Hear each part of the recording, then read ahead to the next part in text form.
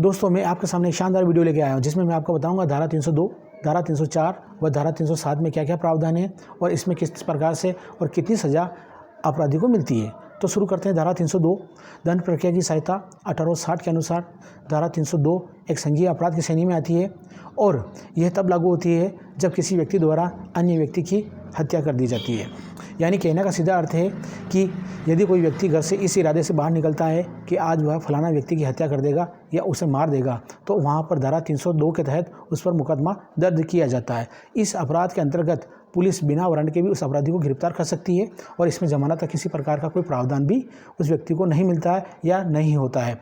सज़ा के तौर पर ऐसे व्यक्ति ने जो धारा 302 के अंतर्गत सज़ा काट रहा है या धारा 302 के अंतर्गत अपराधी है, उसे फांसी की सज़ा दी जा सकती है या आजीवन कारावास की सज़ा दी जाती है। उसके बाद बात करते हैं धारा 304 की।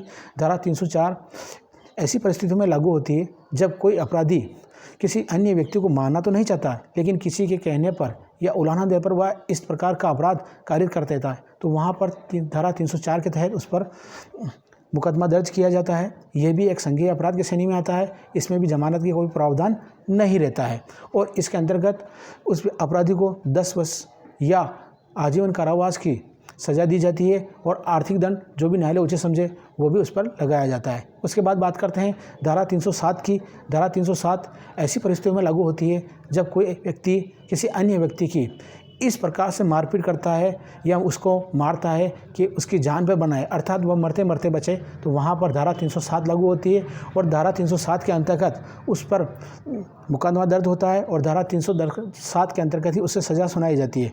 धारा 307 के अंतर्गत उसे 10 वर्ष का कठोर कारावास या आर्थिक दंड न्यायालय जो भी उचित समझे वो उस पर लागू किया जाता है। प्यारे दोस्तों, क्राइम में कभी किसी का भला नहीं हो सकता है। क्राइम करने वाला व्यक्ति तो हमेशा ही फंसता ही है, लेकिन उसके साथ साथ उसकी फैमिली, उसका परिवार भी उसमें आकर फंस जाता है और उनमें कई परेशानियों का सामना करना पड़ता है। साथ ही अगर उसके माता पिता, उसकी बीवी और उसके बच्चों पर भी काफ़ी बुरा असर पड़ता है। इसलिए हमें क्राइम से हमेशा दूर रहना चाहिए और जितनी कोशिश हो हमें क्राइम से बचना चाहिए और हमें सावधान और सचेत रहना है। ऐसी परिस्थितियों में हमें नहीं पड़ना चाहिए कि हमें क्राइम करके एक अपराधी का रूप धारण करना पड़े।